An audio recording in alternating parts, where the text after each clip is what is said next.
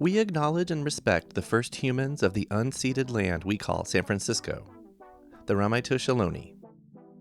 We condemn the genocide of these and other tribes across the Western Hemisphere. We honor their legacy and history, and we support rematriation and sovereignty efforts.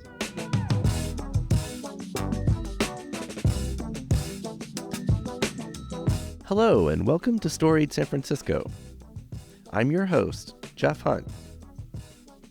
This one is going to be a little different for us. In keeping with what we're doing here in Season 5 of the show, it's about a place. But this one isn't open just yet. Still, there's a solid reason we're putting out this podcast. San Francisco is about to get its first new LGBTQ bar in a long, long time. You might cynically think, but queer bars are supposed to close here in the city. It sure did seem that way for the past decade or so. But now, Malia Spanyol is changing that. Malia doesn't quite have an opening date yet for Mother, but she promises it'll be soon. We'll do what we can to get that to you in part 2 next week. For now, here's Malia.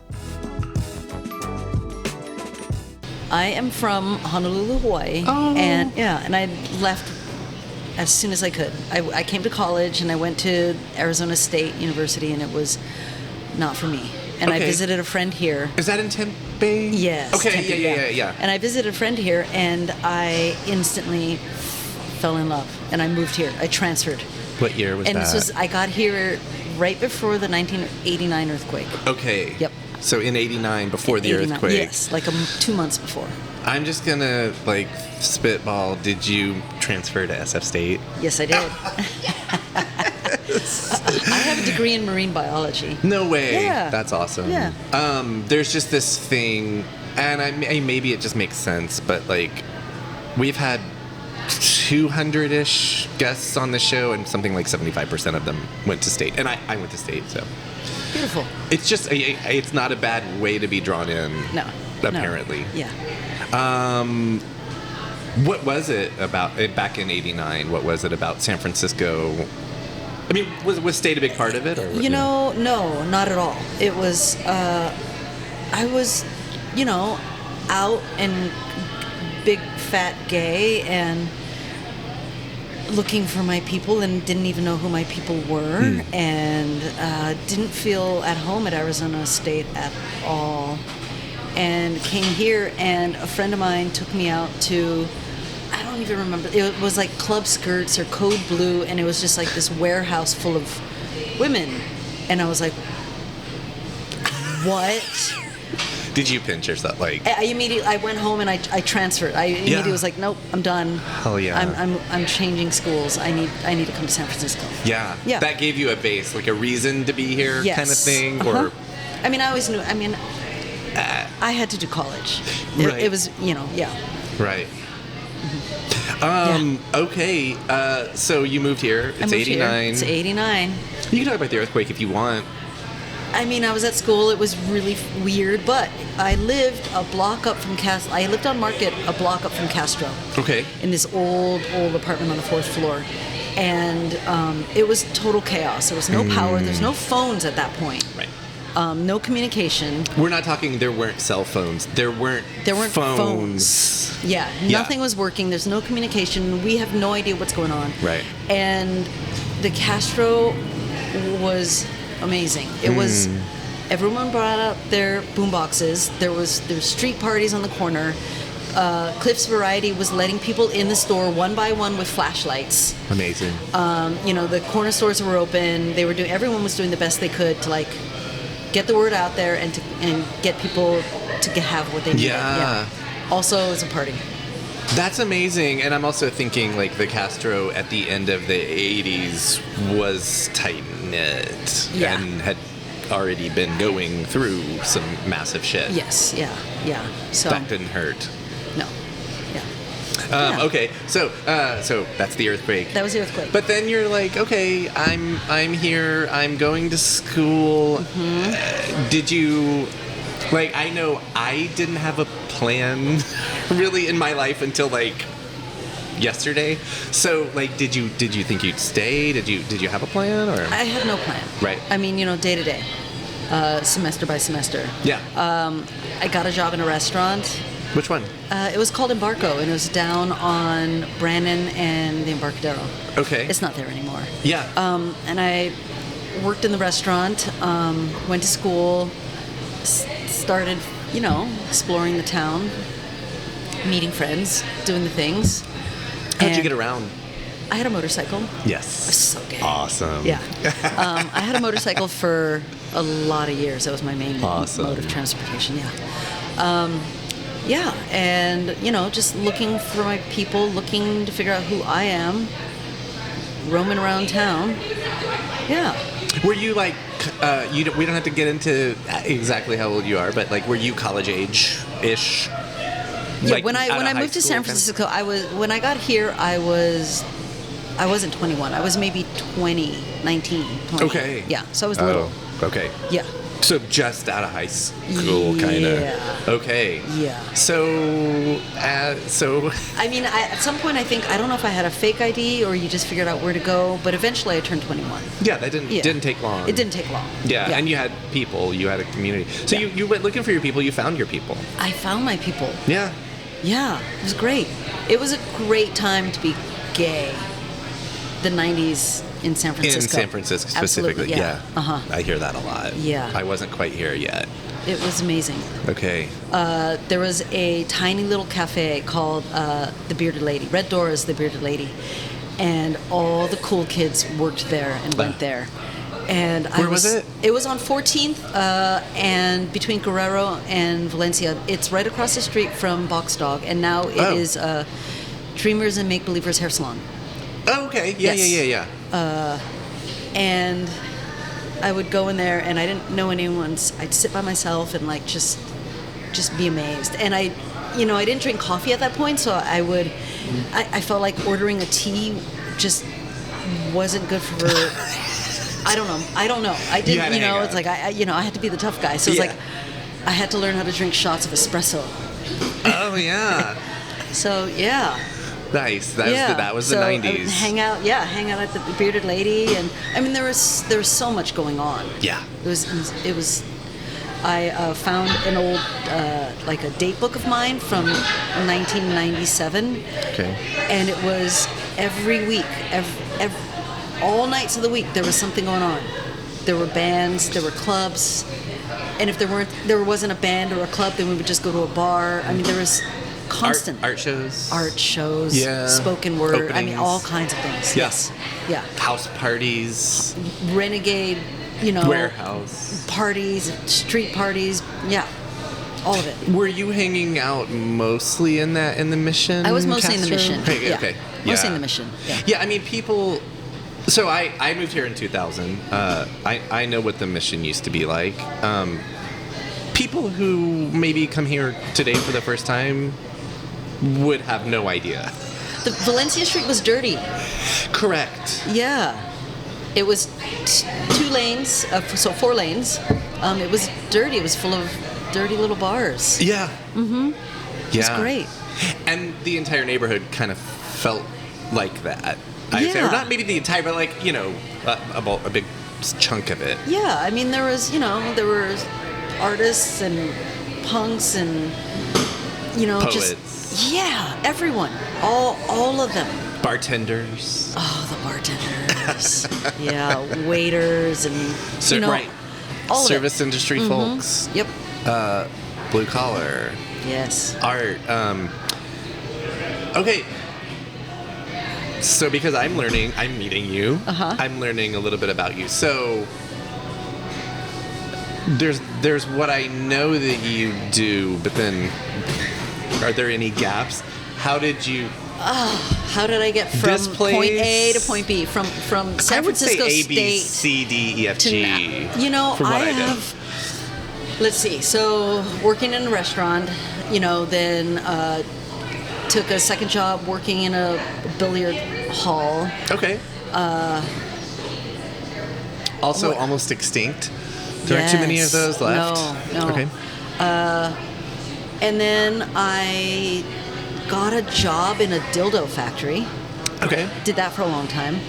Here in the city, or here in the city? It's now moved to Austin, but it was here in the city. It was right on like all businesses do. It was on 20th and Bryant. Okay. And I was living in Hayes Valley at the time, and a bunch of us would drive in my friend's, God, it was like a 1978 Firebird, a T-top Firebird. What? I was just about to ask T-top. And it was her dad's, and no way. And she would always be like, let's drive down Valencia. And it was a long way to get to the dildo factory, but we could potentially pass like random dykes on the street. So it's like, let's just take the long way and drive down Valencia and see what we can see. Yeah, let's go on Dyke Safari. Yeah, exactly. That's amazing. It was a good time. And then, I got introduced to bookkeeping through that job and started doing bookkeeping and helping my friends do taxes and learning about small businesses in town and, doing the taxes for tattoo artists and hairstylists and strippers and, it's a skill you picked up at that job, and yes. then you're just like, hey, everybody, I know how to do this thing. Yeah, they needed help bookkeeping, and then I lost that job, and I was like, well, I know I can do this. I can do taxes, I can do bookkeeping, and I just learned, and I just started learning. That's awesome, and it made up for not having that job? Yeah, absolutely. Yeah, that's amazing. Yeah. And it allowed me to have a flexible skills. schedule. I could do whatever I wanted, and I started helping out friends who had businesses and get their books set up and do all those things, and eventually I wanted my own business, and so a friend and I got together and we bought Pops. Okay. Yeah. Thank you. That's point B. Yes. Let's say. And so Pops was 2003. Okay. Okay. I was going to ask where where we were on the timeline. Yeah. 2003. So okay. Yeah. Was that scary? I mean, you had some knowledge, but you hadn't done this before. It was, I've worked I was in bars and restaurants for most of my life, and there's a huge learning curve, especially on 24th Street, but we figured it out, and it was great. I don't want a desk job. Right. I don't want to, so this was the best thing for me. I got to learn, really learn. Yeah. Yeah. Is this how you met Tuffy? Yes. This is how you know Tuffy? I know Tuffy. He would come in. Yeah. He was working at Thee Parkside, I think. Right. Then he would come into Pops, and eventually he became the manager of Pops. Right. Mm-hmm. Yeah, he had a good. It was one of the World Series stories from Pops. Yeah, we all have lots of stories about Pops. Yeah. Yeah. Well, we're here. I mean. Yeah, I learned a lot about myself there. Okay. I remember walking in on my bicycle with like someone's tax returns in my hands, and I walk up the ramp with my bike, and there's some guy about to take a piss in the photo booth. Oh. And I'm like, oh, God damn it! Put my bike down, throw the taxes down. Grab him by the back of the scruff of his neck, like the back of his shirt, and just drag him on the ground, out the door, into the gutter was really poorly built, and there was always this like puddle that was just right outside of Pops. And I just remember dragging him in and just throwing him in the puddle. And I was like, fuck off. And that's justice in a way, because that puddle was probably... That was fair. I thought that was actually fair. Probably it was a fair at least trade. 50% piss in that puddle. Oh, God, I don't know. At least. Yeah. Wow. Okay, that's quite a different story than Tuffy's World Series celebration. But that's... Yeah, The experience is what it is. Yeah. So how long were you running that place? I was at Pops for 10 years, to 2013. But 03 to 13. At 2007, I had an opportunity, and I found out about Parkside. Okay. And Parkside was an opportunity, and I didn't understand it at the time. I understand it now a little bit more, but it has more opportunities. I have a kitchen, I have a stage, I have an outdoor patio, I have more room, I have more opportunities. Pops is very small, Yes. It's very limited and small. Yes. It's a bar. It's a bar. Yeah. It's a bar, And I thought I needed a change, and I wanted to go out on my own. And so I got Parkside. You mentioned 24th Street. It's not 24th Street over here. It's not. It's not. It's and it was way more, it's very different. It was way more blue collar back then. We had, the welding shop next door. We had auto body shops. We had a bunch of just blue collar workers here. Mm-hmm. Yeah. My this would overlap with my moving to the city, which I said 2000. Bottom of the hill. I would come over to this area, and then I was like, I come for the shows, and then I'd be like, oh, there's Connecticut Yankee, there's Parkside, there's some other stuff over here, and slowly kind of learned this area that maybe before 07, but then I was like, whoa, there's this little pocket over there that's great. Now there's a Whole Foods. Where isn't there a Whole Foods? Yeah. So, okay, so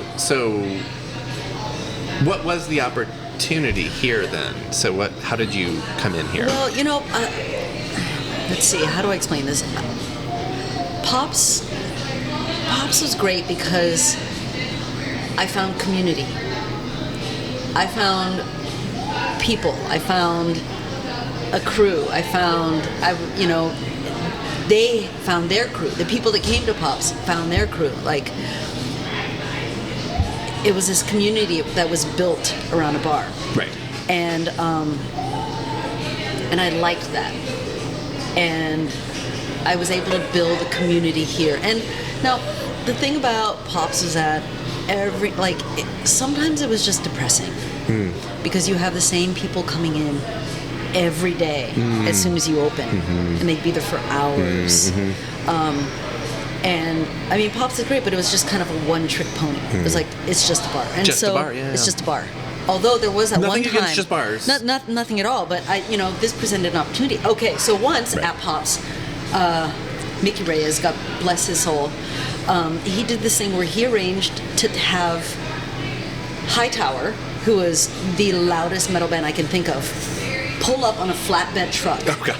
And they dropped the sides, and they had a generator, and they started playing in front of the bar. Wow. Just cranked. Yeah. Car alarms are going off. Right. Traffic is blocked because one lane is blocked from this truck. Yeah. And they just did 4, 5, 6 songs, and then they put the sides back up, and they just drove off. Yeah, and it was beautiful.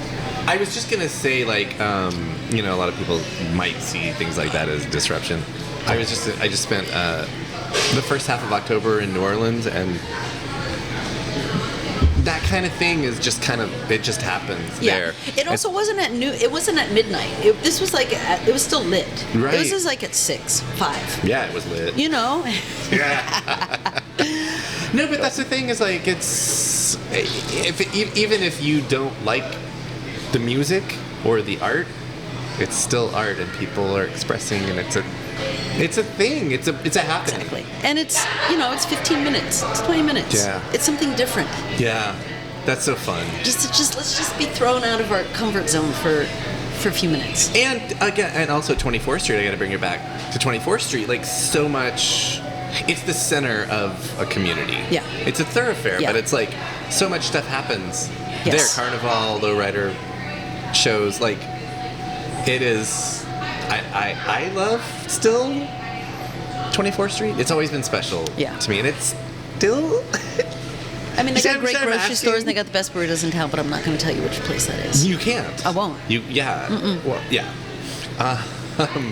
Okay, so 07 you said? So 07 I get Parkside, and it presented an opportunity. But you still had okay. Yes. Okay. And so it presented an opportunity because I had the ability to do music, to host events, to have a kitchen, to push even more, to expand, to try something new. I'm not familiar with the previous owners. Did they just want out, or? Yeah, I think there was time. One of them became the maker of Batter Blaster. Do you know that? Batter Blaster? It's an aerosol can of pancake mix. It sounds brilliant. I don't know. Yeah. And random as hell. Mike and John. Okay. Mike and John. Okay. Yeah. So I asked if Pops was scary to open, and you said maybe just a little bit, but you knew. You know where? I mean, it's a bar. Right. It's a bar. Was this intimidating? Because it was so much more. Anything different is intimidating. Right. You know. Right. Again, get thrown out of your comfort zone. Yeah. Anything's hard. Do you like getting thrown out of your comfort zone? Apparently. You did say you've learned about yourself, so Well, you know, at some point having Pops, I realized I didn't know how to fight. I've never been in a fight. I've never experienced like a physical altercation. I'm just, you know. And I was like, drag people into the puddle. I did, yes. I also Which I love. sometimes I get well, I mean, he's peeing in the photo booth. Who's gonna clean it up? Yeah. Photo booths are safe. There's one here. I mean, come on. Yeah. You know, I mean, yeah. Okay. I don't want to clean it up. No. Frank did puke at the bar, and I made him clean it up if he wanted to stay, and he did. Anyway, that's another story. Okay. So I had to learn how to fight, and I felt like I needed some sort of self-defense, and so I started learning Muay Thai. When I Googled your name, that came up a lot. Okay. So let's talk about that. So I started learning Muay Thai. I think it was maybe 2007. Oh yeah, right when this was happening as well. So I fell in love with it. It was great. It's an awesome sport. And so I started doing Muay Thai, practicing that, and then my coach was like, "Oh, you want to fight?" And I was like, "Okay."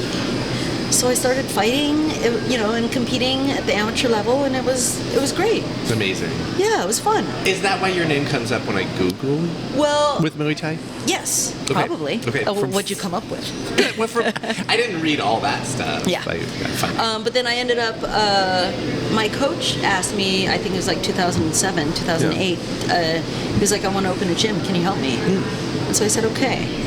So I have a Muay Thai gym. Yeah, yes. Yeah, that's probably so what came up. now So I have a gym with my coach. So you're like, I entrepreneur, like, kind of has a bad word. Is it a bad word? It is a bad word. But what it means, I feel like, is not necessarily always bad. I think a lot of artists need to be entrepreneurial for their art. But okay, so scratch all that. Yeah. But like business. Yes. Business is not necessarily a dirty word. Yeah. Okay, so 07 was both this place and your started new training adventure. Muay Thai. Okay. So that was just training Muay Thai and then starting this, and I mean there was definitely a learning curve here. I had a lot of help. Definitely had a lot of help. Yeah. Was there like already someone to book bands? There was someone already booking bands, but I brought in a booker. Her name was Audra Okay. Morse, and she was fucking great. Okay. Yeah, she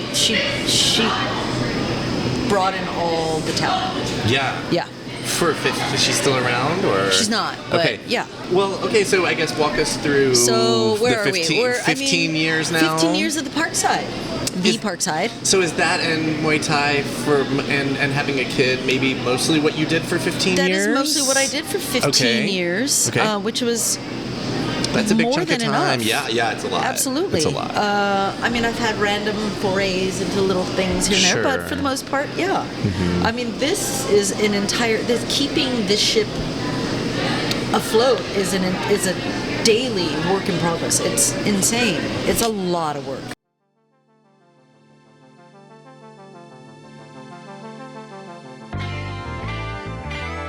That was Malia Spanyol, owner of Thee Parkside. Check back next week to hear all about Mother Bar, soon to open as San Francisco's newest women and femme-centered queer bar. Part 2 drops next Tuesday.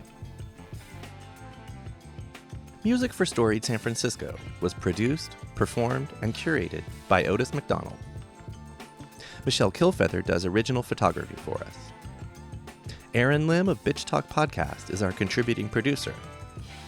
And the show is produced and hosted by me, Jeff Hunt.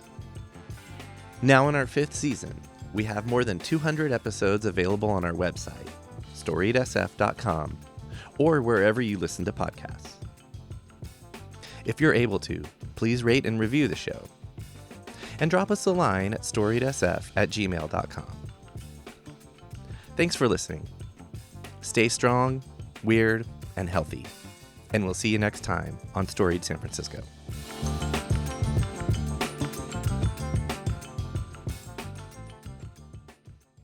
This podcast is a proud member of the BFF.FM podcast network.